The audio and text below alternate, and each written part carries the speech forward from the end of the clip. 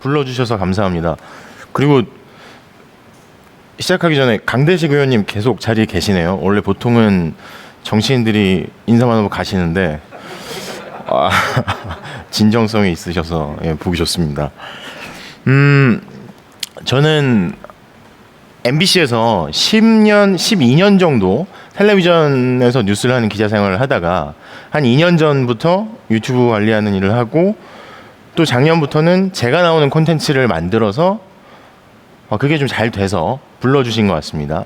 14F라는 채널에서 아까 말씀하셨듯이 소비더원이라는 콘텐츠를 만들고 있는데요. 기업, 브랜드 뭐 이런 것들 소개하는 콘텐츠입니다. 이 얘기를 드리는 이유는 제가 처음에 유튜브 콘텐츠를 만든다고 했을 때 회사에서는 그랬습니다. 주변에서도 주변 어른들도 그러셨고 뭐라고 하셨냐면 사고 쳤냐? 무슨 일 있냐? 누구랑 싸웠냐? 왜 갑자기 텔레비전 기자가 점잖지 못하게 유튜브에 나와서 왜 그런 거 하려고 하는 거냐? 이런 반응들도 계셨어요. 근데 제 마음속에 이런 고민이 있었습니다. 사실은 텔레비전 제가 입사할 때 그리고 더 과거보다 지금 많이들 안 보시잖아요. 그렇죠? 그리고 유튜브를 많이 하시고 저는 시청자, 소비자가 아주 중요하다고 생각했습니다. 사실 제일 중요하죠. 봐주지 않는 건 의미가 없다고 생각을 했기 때문입니다. 그래서 하고 있는데 그래서 오늘은 이 기업가 센터에서 하시는 기업가 정신 페스타에서 소비자에 대해서 말씀드리고 싶습니다. 창업을 하시고 또 앞으로 기업가 정신을 발휘하실 텐데 지금의 소비자들은 어떤 사람들인가, 어떤 분들이 지금의 소비자들인가 이거에 대해서 말씀드리도록 하겠습니다. 자, 주제는 뭐 포스트 코로나 시대 그리고 창업인데요. 일단 수많은 기업가들, 경제인들 배출한 영남대에 오게 돼서 참 영광이고 불러주셔서 감사합니다.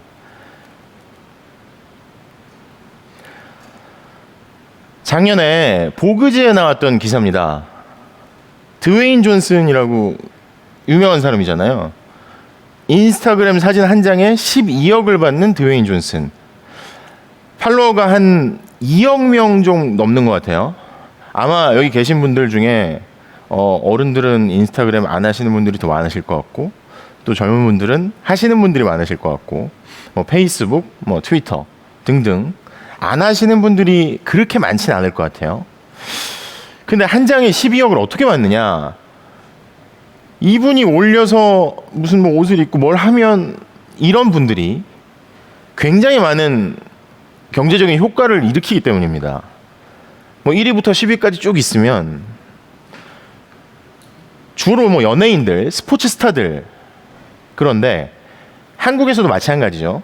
근데 뒤에 순위로 가면 연예인도 아니고 스포츠 스타도 아니고 그렇다고 뭐 우리가 아는 뭐 셀럽 일반적인 의미의 뭐 그런 사람들이 아닌데 분명히 보통 사람이고 내가 모르는 사람인데도 수입을 굉장히 많이 올리는 사람들이 있습니다.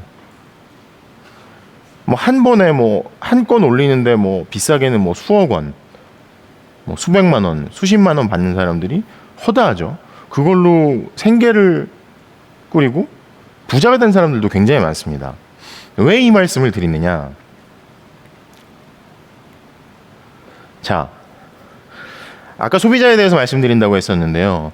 지금이 어떤 시대라고 생각하세요? 지금이 어떤 시대라고 생각하십니까? 혼돈의 시대. 정치의 시대?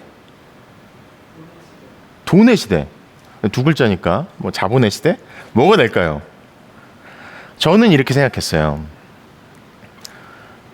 저는 지금이 어디로 해야 되죠? 관종의 시대라고 생각했습니다.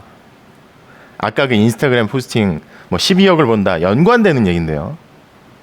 관종이라고 하면 관심종자라고 해서 예전에는 우리 그 유교적인 정서가 쭉 지배하고 있는 한국에서는 나쁜 말로 많이 쓰였습니다. 야, 저 뭐 저렇게까지 해야 되냐 뭐 이런 얘기를 막 하죠. 그리고 네이버에도 이렇게 녹색 창에다가 관종이라고 치면 제일 먼저 뜨는 게 관심병. 이거 약간 병, 어떤 증세, 환자 이런 걸 나타낸다고 하죠. 하지만 사실 누구나 그런 생각 하실 수도 있을 것 같아요. 사실 우리 모두는 정도의 차이가 있어서 그렇지 다들 저는 관종이라고 생각합니다. 관종력이라고 표현한다면 관종력이 높은 사람들이 연예인도 하고 정치인도 하고 뭐 주로 셀럽들이 되겠죠. 관종력을 발휘해서. 하지만 누구나 마음속에 그런 게 있잖아요. 관심 받고 싶고 내 인스타그램 뭐 팔로워는 몇 명 되지 않지만 이거 올리면 누가 이렇게 하트가 별로 없으면 좀 속상하고 친구들이 안 눌러주면 좀 내가 요새 좀 잘 못 지냈나? 뭐 이런 생각도 하고 하는 것 같습니다. 사실 우리 누구나 관심종자의 어떤 기질이 있는 거죠. 그래서 저는 이게 근데 그 관종의 시대라는 게 관종력이라는 게 예전에는 그냥 욕먹는 수단 혹은 아주 소수의 사람들만 뭐 연예인 같은 게 돼서 누릴 수 있는 어떤 시대였다면 지금은 그 관종력이 소셜미디어 특히 모바일의 발달 인터넷은 그 전에 뭐 당연히 그랬고요.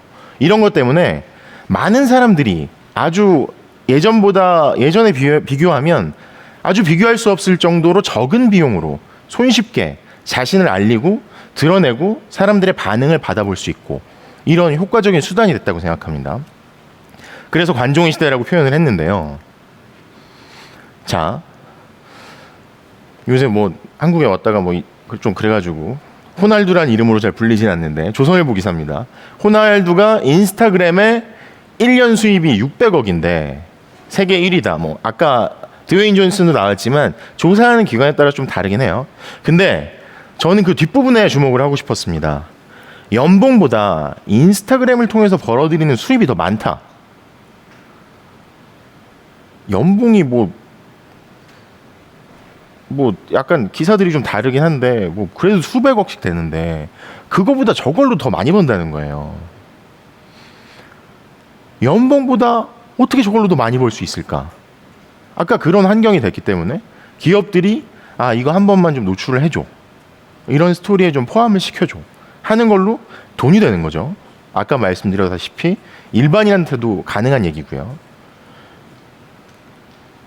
자, 이게 어떤 사진 같으세요? 어디서 찍은 사진 같으세요? 어딜까요? 골프장이잖아요. 골프장이거든요. 보통 예전에는 골프하면 중년, 장년층이 하는 스포츠였습니다. 남녀를 불문하고 젊은 사람들이 많이 안 해서 골프장의 밸류들이 막 떨어졌고 심지어 잘 안 팔리기도 했고 일본 같은 경우는 아주 큰 회사 두 곳이 그래서 골프장을 하나만 운영하는 게 아니라 아주 여러 곳을 일종의 뭐 네트워크식으로 운영을 해서 하나의 회원권을 사면 다른 골프장, 그 네트워크에 들어있는 다른 골프장들에 방문해서 좀 싼 가격에 운영할 수 있는 그래도 사람이 많이 찾지 않는 그런 사업이었어요. 그리고 골프장에서 어른들이 사진을 찍으면 보통 어떻게 찍느냐 뭐 이런 거 무슨 골프채 들고 뭐 이런 거 그리고 몇 년 전부터는 뭐 이런 걸 주로 하죠. 그랬는데 이게 좀 바뀌기 시작했습니다. 특히 포스트 코로나 이후에 굉장히 많은 게 바뀌기 시작했어요. 왜 이 말씀을 드리느냐는 조금 뒤에 다시 말씀드리기로 하고요. 자, 일본 여행이 인터넷에서 키워드가 어떻게 변화했느냐 키워드 검색순 빅데이터를 돌려봤습니다. 재작년 얘기인데요. 쭉 조금씩 뭐 감소하긴 했는데 굉장히 많았었어요. 키워드가 일본 여행. 근데 8월부터 급격하게 추락하기 시작합니다. 일본 여행을 검색하는 사람들이. 왜 그랬죠? 여러분들 아시다시피 일본과의 갈등이 있었잖아요. 떨어졌어요. 근데 왜 떨어졌을까요? SNS에서 이게 도대체 왜? 아니 싸우는 건 싸우는 거고 민간에서는 아닐 수 있는데 왜 그랬을까요?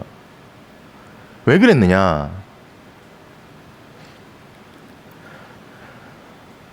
일본 여행을 가서 이제 아까 골프처럼 해외여행이 굉장히 돈을 좀 상대적으로 많이 쓰게 되는 어떤 취미 활동인데 그러면 아까 그 수많은 일반인 관종들 혹은 일반인들이 이걸 찍어서 동영상을 찍어가지고 SNS에 올리고 하잖아요.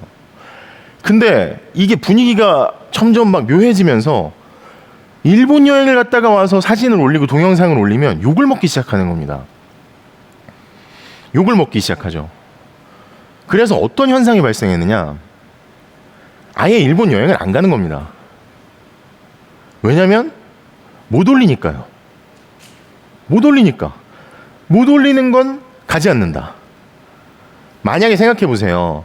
어떤 고급 레스토랑에 어떤 기념일 같은 때 젊은 남녀가 가서 밥도 먹고 뭐 차도 마시고 하는데, 물론 그 자체로 의미가 있는 일이겠습니다만 어떤 유명 장소에 갔는데 사진을 찍을 수 없다. 인증샷을 남길 수 없다. 그러면 한 번 더 생각해 보시는 분들이 많을 거예요. 저는 그렇게 생각합니다. 그래서 아까 지금의 시대가 소비자들한테 관종의 시대라고 말씀을 드렸는데, 지금의 시대 또 다르게 표현하자면 지금의 소비자들은 SNS에 올릴 수 없는 일은 안 합니다. 물론 다 그런 건 아니겠지만 어설프게 올리는 거 말고 많이 올릴 수 있게 그럴듯하게 올릴 수 있는 건 하는 거고, 아니면 아예 숨어서 은밀하게 그냥 소수의 사람들끼리 이너서클이 모여서 하는 거, 그래서 노출이 안 되는 거, 요걸 하지 요 중간에 이도저도 아닌 건 사실 할 이유가 잘 없는 거죠. 이해가 되세요? 보통 뭐 음식 사진 같은 거 찍는 거 그런 경험 해보셨을 거 아니에요, 그죠? 보통 자기가 안 찍어도 주변 사람들이 찍고 올리고. SNS에 올릴 수 없는 건 하지 않는다. 그래서 아까 일본 여행이 같이 줄어든 거랑 맥락이 같다, 비슷하다, 이런 말씀 드리는 겁니다. 자, 해외여행의 사이즈입니다. 전 세계 해외여행의 규모, 코로나가 터지고 나서 엄청나게 줄어들었죠. 물론 이건 건강 때문에, 이건 뭐 직접적인 위협 때문이니까요. 한국에서는 더 심할 겁니다. 그런데 아까 말씀드린 골프, 왜 그 사진을 보여드렸느냐? 아저씨들끼리 아까 이루고 있었죠. 지금 골프를 인스타그램, 뭐 페이스북에서 뭐 골프 스타그램 뭐 등등 많더라고요. 골프라고 해시태그를 넣은 걸 검색을 하면 이제 이런 모습들이 더 이상 잘 안 나옵니다. 뭐 이런 거, 뭐 이런 거 잘 안 나와요. 그리고 세대가 확 젊어졌습니다. 젊은 뭐 남녀를 불문하고 굉장히 잘 차려입고 젊은 사람들이 골프장을 많이 찾기 시작했죠. 이런 맥락이 있는 것 같아요. 해외여행이 돈이 많이 드는 취미라고 했었는데, 골프 사실 굉장히 돈이 상대적으로 많이 되는 스포츠잖아요. 돈 쓸 때가 필요해진 거죠. 그리고 그걸 보여주고 싶은 겁니다.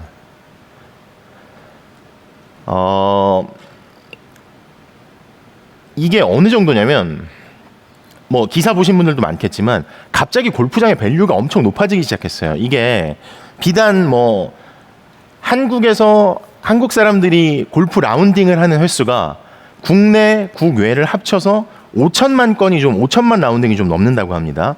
근데 그 중에 한 1,500만 건 정도는 해외에서 이루어졌었대요.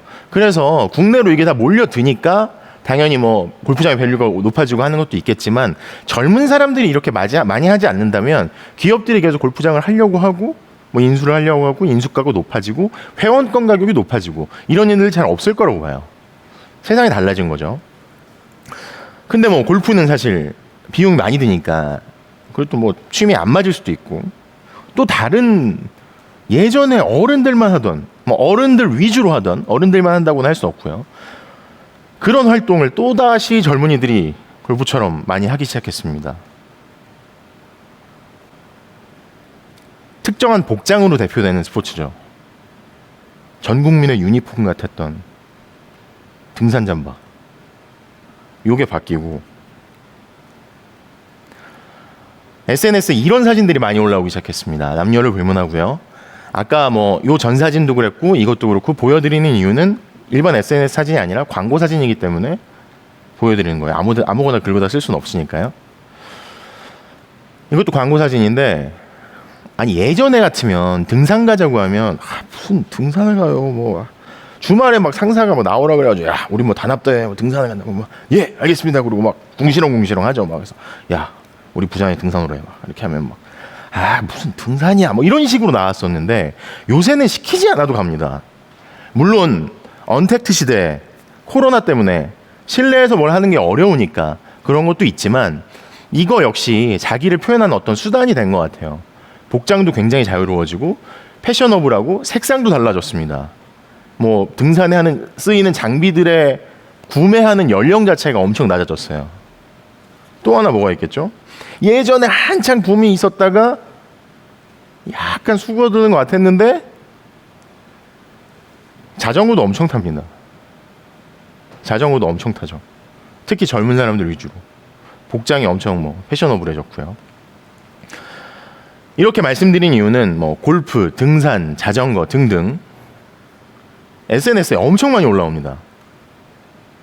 이걸 만약에 올릴 수 없다라고 한다면 지금보다 아마 적어도 약간은 이 활동을 하는 사람들이 줄어들지 않을까 생각합니다. 그런데 이렇게 생각하실 수 있죠.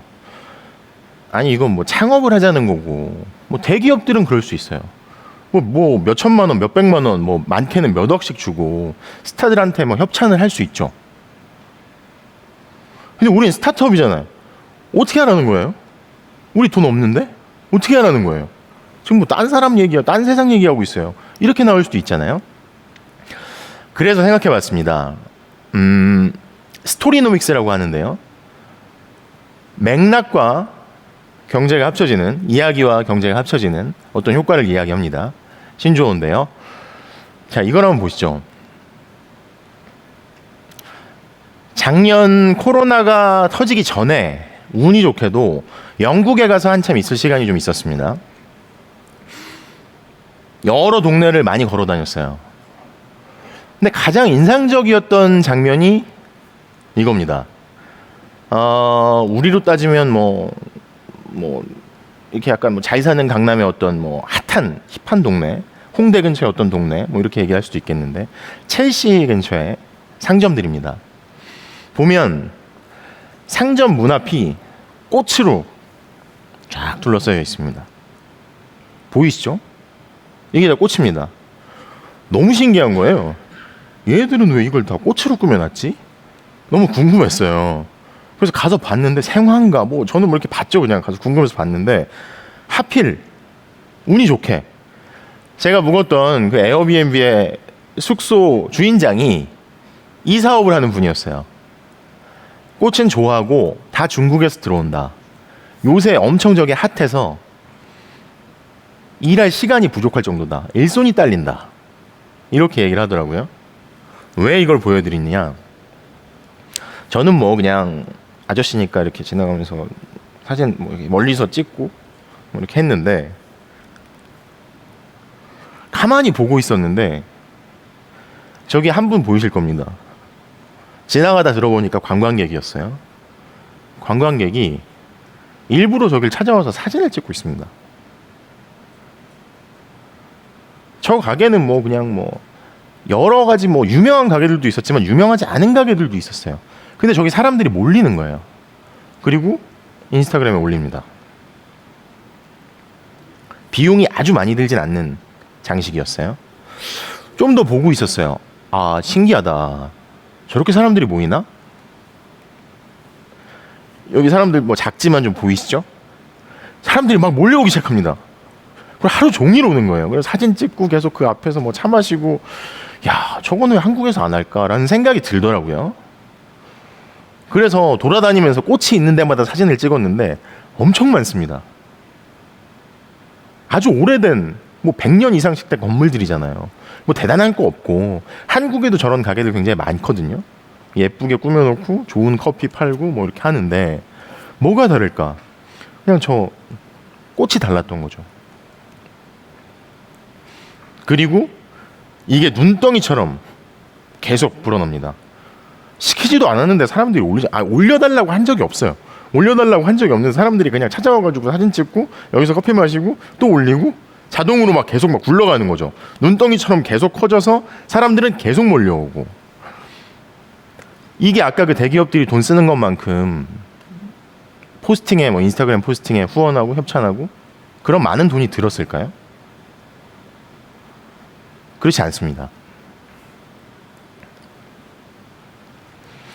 조선일보 기사인데요. 어떤 떡볶이집 사장님한테 물어봤대요. 오픈한 지 뭐 3년이 채 안 됐는데 떡볶이 사업하시는 분한테 포스팅이 뭐 2,000개 뭐 이렇게 있더래요. 그래서 그러면 하루에 하나 꼴이 넘잖아요. 한 2개씩은 올려야지 3년 동안 거의 뭐 2,000개 할 텐데 왜 그렇게 하십니까? 라고 했대요. 아까도 어떤 분이 물어보셨어요. 제가 뭐 유튜브에서 콘텐츠를 만드니까 이걸 해야 될지 말아야 될지 고민이다. 이미 너무 많은 경쟁자들이 있고 사람들이 어떻게 될지 모르겠고 잘하는 것도 어떤 건지 모르겠고. 근데 이분이 왜 이렇게 많이 하기 시작했냐면 어떤 강의를 들으러 갔대요. 이걸 어떻게 해야 되느냐. 근데 강사가 그러더랍니다. 보통 우리가 조준을 하고 발사를 하잖아요. 그런 거 없습니다. 일단 발사하세요. 일단 발사하세요. 옛날이랑 완전히 세상이 달라졌어요. 왜 그러냐? 이건 경제적인 이유 때문인데요. 뭐 기술의 발전도 있지만 작년에 한국의 전체 광고, 국내 광고 시장이 15조 원 정도 됩니다. 15조 원인데 점점 이 레가시 미디어라고 하죠. 텔레비전과 신문 광고 매출은 줄기 시작했어요. 그러다가 뭐 약간 바닥이 다 됐나 싶을 정도로 지금 정체돼 있는데 더 떨어지겠죠 아마. 변화가 없다면. 근데 가장 많이 크는 건 물론 당연히 인터넷이고 모바일 시장이 가장 큽니다. 모바일 시장의 광고들은 예전처럼 큰 광고주가 커다란 광고를 탁탁 던져주는 게 아니라 아주 작은 광고들, 여러 가지 취향에 맞는 그런 포스팅들에 조금씩 투자를 해요. 그리고 그게 다 모여서 효과를 발휘하죠. 1일 1포스팅이 힘드시죠? 힘드셔도 해야 됩니다. 왜냐? 이게 굴러서 어떻게 퍼질지 모르기 때문에 조준 발사가 아니라 발사부터 하세요. 푸드컬처랩의 안태양 대표님이란 분이에요. 저도 제 콘텐츠 때문에 알게 된 분인데 이분이 필리핀에 어학연수를 가가지고 뭐 이렇게 막 뭘 잘할 수 있을까를 생각하다가 한국 음식에 관심이 많고 이게 뭘 어떻게 하면 맛있고 이런 얘기를 하다가 떡볶이 장사를 하기 시작했대요. 마닐라의 야시장에서. 이게 뭐 처음에 잘 안 되다가 잘 되고 뭐 이렇게 하는 와중에 어쨌든 잘 돼서 사업을 막 엑싯을 하고 돌아왔는데 왜 소스라고 하면 많이 드시는 게 타바스코, 뭐 케찹, 뭐 등등, 뭐 일본의 무슨 뭐 가루, 뭐 간장 소스, 뭐 이런 것들이 있는데 한국에 그런 게 없잖아요. 근데 보니까 외국인들이 한국에 분명히 K-컬처, 뭐 K-푸드에 대한 관심이 높아졌는데 이걸 한국 사람들처럼 요리하고 먹진 않더래요. 그래서 생각했던 게 소스를 만들어 보자 했던 거예요. 소스를 만들어서 잘 팔렸습니다. 잘 팔리고 인기가 있었는데 그 와중에 어떤 게 있었냐면 사람들이 이분이 굉장히 열심히 활동하시거든요. 소셜미디어에서도 그렇고 그 활동을 하는 것들 사진들 이게 퍼져나가면서 외국인들이 막 그냥 감자튀김 같은 데다 뿌려 먹고 심지어 바닐라 아이스크림에다도 막 김치 가루를 뿌려 먹는 거예요. 퍼져나가기 시작하고 한국에 관심이 있고 옛날엔 사실 생각해 보세요. 20년 전 무슨 김치 뭐 한국 가수가 뭐 그래도 뭐 일본엔 안 되고 뭐 한국의 콘텐츠가 아니 지금 뭐 코엘류 작가가 아니 세계적인 작가가 무슨 한국 드라마를 보면서 막 뭐 이럴 줄을 누가 상상을 했겠어요. 그렇지 않습니까? 이분은 자기가 좋아하는 거에 집중을 했고 그래서 그 한국 음식에서 사업이 퍼져나갔는데 그게 SNS를 타고 돌고 사업을 물론 잘했겠지만 하면서 이게 우리가 과거엔 상상하지 못했던 더 넓은 세상으로 세계로 나아가고 있는 거죠. SNS에서 활동 열심히 했다고 아까 말씀을 드렸는데 그래서 조선일보에서 기사를 썼고요. 조선일보에서 기사를 쓰고 또 이게 돌고 점점점 눈덩이처럼 돼가지고 얼마 전에는 TVN의 유퀴즈 언더블럭이라는 유퀴즈 방송에 나와서 그날 그냥 싹 매진이 됐다고 하죠. 물량이 없어서 못 파는. 아마존에서도 1등한 제품이고요. 이게 처음에는 미약해 보일지 모르나 그리고 뭐 한국이라는 소재, 한국 음식이라는 소재, 그리고 돈이 많지 않은데 이게 가능할까 싶은데 지금 그 어떤 시대보다, 과거 어떤 때보다 개인이 적은 자본으로 자기를 알리고 홍보하고 하기 좋은 세상이라는 겁니다. 그리고 아까 말씀드렸죠? 관종의 시대라고. 어떤 분이 그냥 올린 거예요. 시킨 게 아니라 나 피자에다가 김치 시즈닝 뿌려 먹었는데 맛있더라. 엄청 많아요. 외국인들도 많이 올렸습니다. 이거 누가 시킨 거 아니잖아요. 수많은 소비자들이 자기의 영향력을 갖고 이 공을 거대하게 굴리기 시작합니다. 그래서 아까 교수님 말씀하신 대로 신뢰가 더 중요한 거겠지만요. 자, 이제 거의 끝부분에 왔는데요.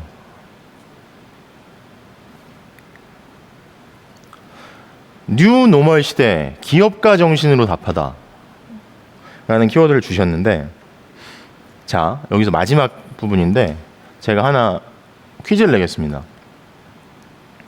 글씨가 보이세요? 2000년 1월 1일, 그러니까 새 밀레니엄 시작될 때 어떤 신문 기자들이 90년대 후반에 IMF 이후에 세상이 바뀌었다고 느끼고, 신문 기자들 잘하는 사람들이었어요. 인터넷 언론사를 만들기 시작합니다. 그리고 그 주제도 예전에는 한국 사회에서, 물론 지금도 그렇지만 터부시했던 돈에 관한 이야기에서 스토리를 뻗어나가 보자, 기사를 뻗어나가 보자, 이렇게 생각을 해서 창업을 한 거예요. 근데 그 창업을 한 데에다가 어떤 기업가가 기고를 했습니다. 1월 1일에 새 밀레니엄이니까요. 상징적인 인물이겠죠. 뭐라고 했냐? 나는 최근에 인터넷 소용돌이가 세상의 변화 과정에서 커다란 전환점에 해당한다는 점을 평생 쌓아온 사업가적 안목으로 분명하게 인식한다. 이분이 당시에 85세였거든요. 85세의 사업가가 인터넷 소용돌이가 커다란 전환점이다. 그걸 내가 평생 사업을 했는데 내 그 안목으로 확실히 알겠다. 천부적인 사냥꾼은 큰 짐승이 다니는 길목을 알고, 훌륭한 어부는 물고기 떼의 흐름을 잡아내듯이 뛰어난 사업가라면 새천년의 화두를 인터넷에서 찾아야 할 것이다. 수많은 기업들이 그 인터넷의 파고를 넘지 못하고 변화에 적응하지 못해서 무너져갔죠. 모바일 시대도 마찬가지고요. 이 이야기를 한 85세의 그 노인 기업가가 누군가? 아산 정주영 회장입니다. 그리고 저 이야기를 하고 인터넷 시대가 기회라는 이야기를 하고 1년 3개월쯤 뒤에 눈을 감았죠. 마지막으로 이 말씀을 드리는 이유는 코로나 시대는 굉장히 큰 아픔이고, 저 같은 월급쟁이가 상상할 수 없을 만큼, 감히 그려볼 수 없을 만큼 아주 큰 위기고 아픔이죠. 제가 기억나는 건 97년, 98년 있었던 IMF 외환위기와 비슷한 느낌인 것 같습니다. 굉장히 많은 사람들이 아픔을 겪고 밀려나고 자기 일을 잃고 있죠. 하지만 가장 큰 변화의 시기에, 가장 큰 위기의 시기에 세상이 변하고 있으니까요. 비대면이 활성화되고 아까 교수님 말씀하셨던 것처럼 굉장히 많은 변화가 있는 이 시기에 가장 큰 기회와 또 변화, 또 위기 공존하는 거라고 생각합니다. 오늘 뭐 현장에서 계시는 분들이 없어서 저도 좀 그렇긴 하지만, 만약에 단 한 분, 두 분이라도 이 기업가 페스타에서 이 변화의 시기에 나도 한번 기회를 잡아보자, 그래서 사업을 시작하시고 잘 되시고 하시기를 진심으로 바라면서 마치겠습니다. 감사합니다.